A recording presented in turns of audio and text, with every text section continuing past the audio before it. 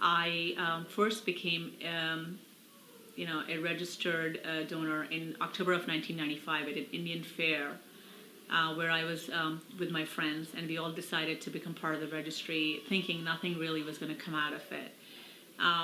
In August of 1996, 2 days before I was supposed to get married, I got a call saying I was a possible match. The decision that I had to make to donate eventually, I think it was tough for me because the entire family as a whole was not comfortable because, one, we didn't know what the process was. There was not a lot of information available for donors, and the fear of hospitals and infections, needles for that matter.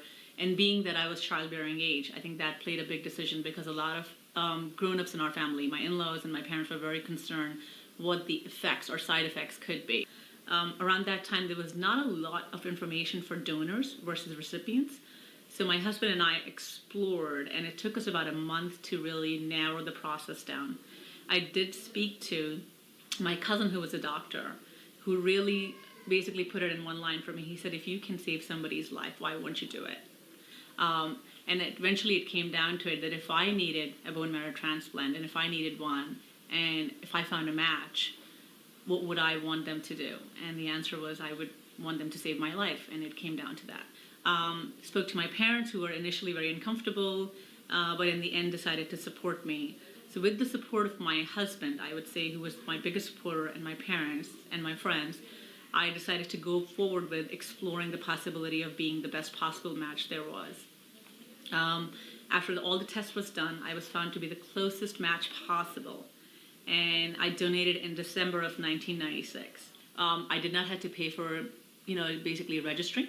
When I went to get any of my blood tests done to find out if I was a possible match, everything was taken care of. When I went to the outpatient facility at Hackensack Medical Center to donate, I was not charged anything. I was provided transportation to and back from the hospital at no cost. So I did not have to pay anything. The only thing I had to do was time and a little bit of my bone marrow. It was an outpatient procedure, so I was going to be sent home the same day. They gave me 2 Tylenols for pain, kept me and watched me for 4 hours. I was in discomfort, but I was not in a lot of pain, and I was sent home with the painkiller prescription, which I never filled. What I found out later that I had donated to a 4-year-old Arab boy living in Israel at that point. I did receive a letter of thanks from the family, and they kept in contact for the next 2 to 3 years with me. When I found out who the patient was, that he was a 4-year-old child, I think it definitely surprised me because I wouldn't, first of all, consider such a young child having the need of a bone marrow transplant. And now that I have kids of my own, I can certainly at that point look back in time and say, if my child was sick and I found a match, I would be ecstatically happy. I have to be very honest, I actually sometimes dream about it, that if I was to get a call now, I wouldn't have any hesitation. There is no contest in saving a life versus, like I said, a little bit of pain. Absolutely, yeah. I think we as a society are takers, and I find very few givers, and if I can just kind of give back a little bit and society a better place, I think human beings, we are all better for it. I think being part of the efforts done by Samar, it has afforded me the opportunity to bring a smile back to life.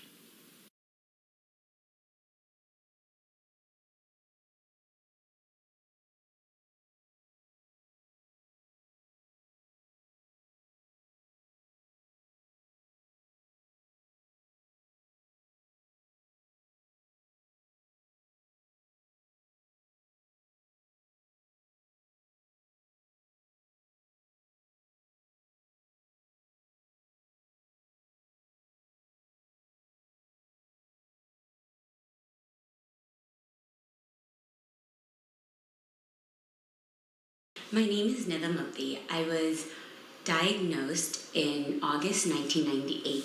I had just completed my first year of college, and I went to get my health form filled out from the doctor. And he looked at me and he said, "Oh, you look really pale. Is it okay if I do a blood test?" And I was like, "Go ahead." Doesn't bother me. And that very day, he called back. I didn't even make it home. He said I had high white blood count, and so it could either be a really bad infection or maybe something else. And the very next day, they took me to Memorial Sloan Kettering, and they did a bone marrow biopsy and a spinal tap, and they knew right away that I had AML, acute myelogenous leukemia. I thought, okay, let's take care of it. I have to go back to school. I was 18 years old. I really thought the whole process would be done within 6 months and I'd be back in school. Did not work out that way. So the first things the doctor said were that I would need a bone marrow transplant and I would need to find a match. So I said, oh, I have so many family members, someone will come out as a match. And everyone was tested. No one came out as a match. So we started with the chemo treatments. And my family on their own, they started doing bone marrow drives, trying to find me a match. We had drives at my house, we'd had them at community centers, at mosques, at colleges. I was never able to attend any of the drives because I was always sick. And when I got the phone call from Samar and from the New York Blood Center was, hey, you're a match. And I'm going, I'm a match for what? Just, you're a match. And I was a match to save a life. It was just an amazing experience emotionally. And here's a chance to actually make a difference, saving somebody. And I was just thrilled that I had a chance to do that. When you get the phone call, the initial reaction is, yes, I want to do this. Then comes, okay, well, I've got to talk to mom and dad. I've got to see what all the effects are. They said, look, you have a chance to do this. There are no side effects, very little chance of anything going wrong through it. Go ahead and do it. Don't even think about it, just go ahead and do it. Go ahead and help somebody else. After my bone marrow transplant in April 1999, I was quite sick. And so I was in and out of the hospital. So in the beginning of 2000, the next year, maybe in January, they noticed that I was retaining a lot of fluid. And they checked my kidney function and they said it was, it wasn't doing well. They put me on dialysis. And I was on that for nearly 5 years. I'd gone back to school while I was on dialysis. Basically, I've known Nida for about 3 or 4 years. I was her peer advisor coordinator, and she, right off the bat, when we did her interview there, she mentioned about her bone marrow donation and what she went through with that, and I thought that was very inspirational then. I decided it's taking too long. I've been on this kidney transplant waiting list for way too long. I decided to make a website with the help of my bone marrow donor, looking for a kidney donor. Now I can't believe that I actually did that, but I did it. For some reason that clicked with me, like, wow, she really, really needs this. This is something really important that she needs to have done. And she's looking at strangers to help her, and I just made me think, I could be that person who can help her.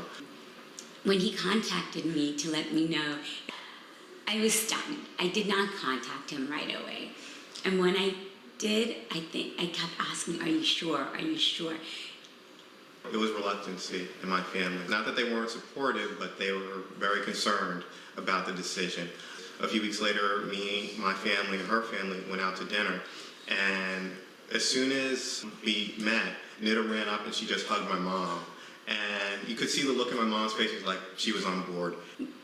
So doing something like this to me is like a very heroic act because it's not something you're required to do. But here he was just so selflessly willing to give, like, oh, you need it? Here, I have one. Here you go. No, I really wouldn't describe it as heroic.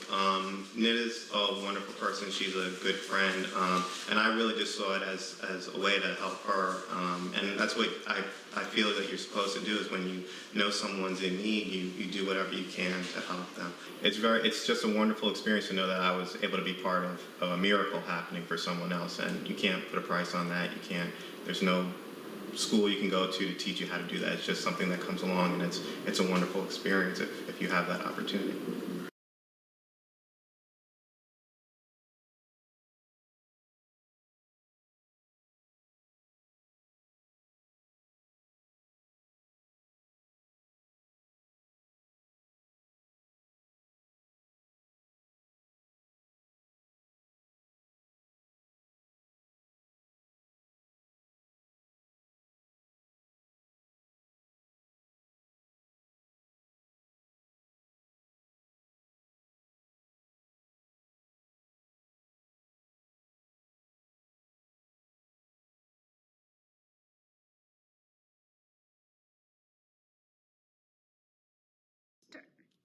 Hello everyone, my name is Gayatri Rao and I live in Houston, Texas. I've been married for 25 years and I have 2 kids, 22-year-old son and a 16-year-old daughter. And I'm a structural engineer by profession and I'm a realtor as well. So today I wanted to share my bone marrow journey with you all. It started in 2003 when we went for a Diwali function and there was a booth which was registering and educating people about the need for Indian community to register in the bone marrow registry. And that was, we registered that day and we forgot about it. Fast forward 10 years, 2013 November, I'm very busy, professional and mother of 2, and I got a call that I am a match. I still remember I was excited and I was confused at the same time.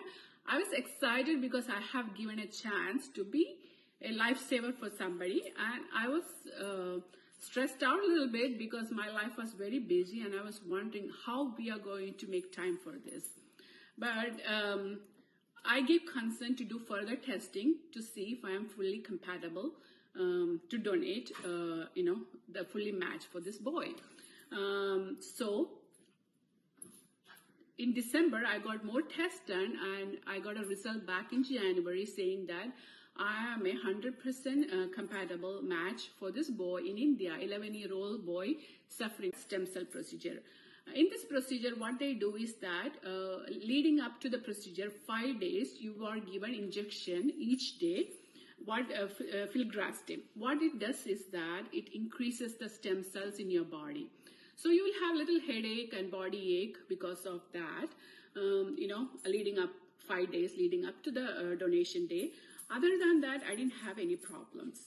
So on the donation day, what you do is you go to the hospital and they hook you up to this machine, and they will get the blood through a needle from one arm, which goes through a machine where it is extracted. The extra stem cells are extracted into a pouch and the rest of the blood goes into your body through the other hand. So you are hooked up to a machine for 4 to 5 hours, and it's just like a blood donation. You will have a little bit sore, on your arm. Other than that, I didn't have any problem. I recovered very fast. I went to work very next day. In fact, the injections leading up to the day, injections were given. The nurse came to my office and gave me the injection. I even got the injection sitting in her car. So they are very flexible. They work with your schedule. So there is, I didn't have any problem. So if I had given a chance again to be a bone marrow donor, I'll be more than happy. I won't think twice. So my request to all of you is that educate yourself, your friends, your family, your patient, and get them into a bone marrow registry. And when the call comes that, you are a bone marrow donor and they request you to donate, please donate, because you may be the only hope that family has. So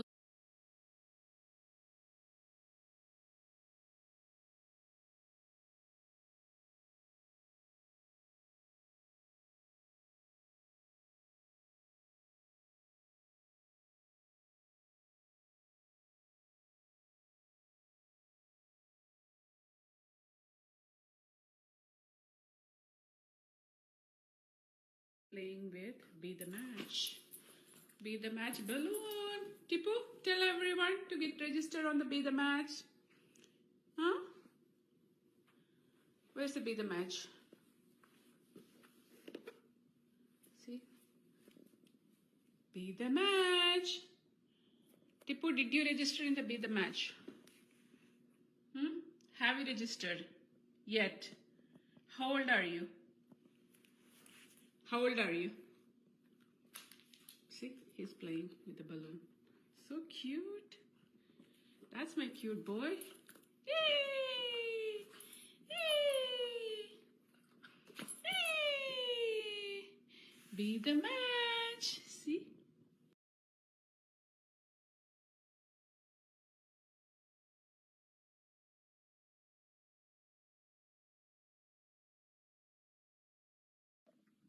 Hello, my name is Gautam Belde. I joined the Be the Match registry back in 2009. There was a drive that was organized by Samar, and Rafiaji was also there. It was at my company in New York. About 7 years later, I got a call from someone at Be The Match saying that I came up as a match, and they were asking me if I wanted to donate. I didn't hesitate. I went ahead with the donation.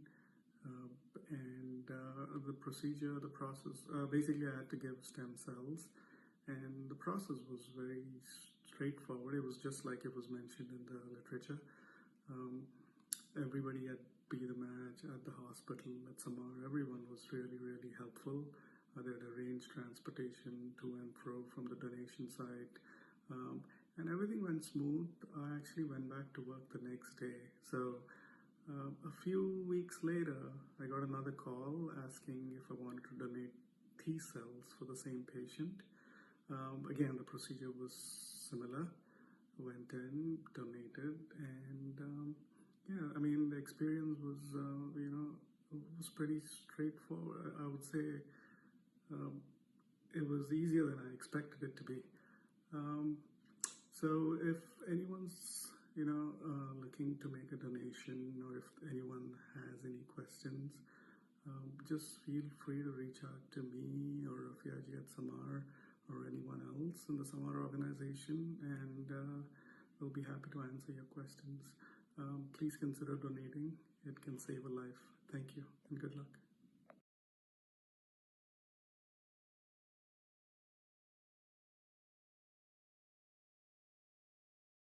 Hi, I'm Eva Bard, and I have beta thalassemia, and I desperately need a bone marrow transplant.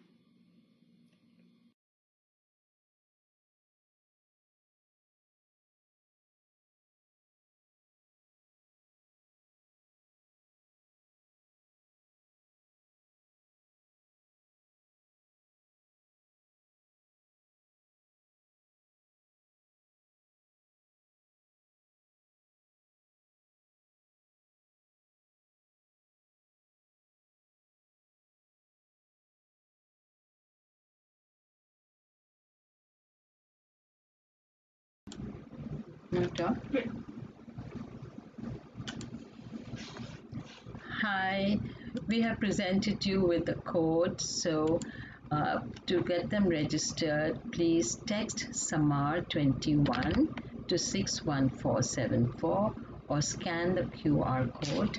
If you need any information or help, please email me at samar@samarinfo.org. Thank you so much for having the patience and watching this video. It will be online and you can watch it and tell your friends to watch it at their leisure. Thanks once again.